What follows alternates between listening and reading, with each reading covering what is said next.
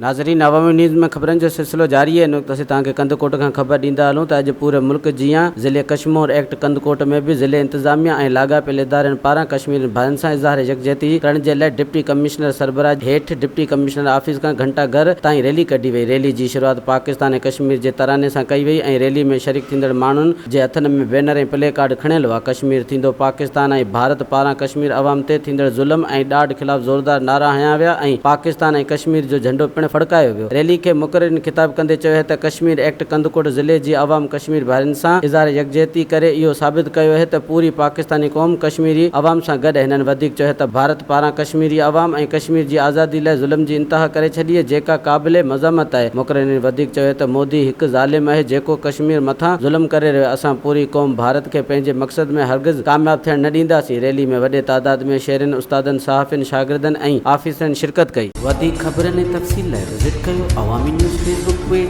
YouTube page ऐं अवामी news website.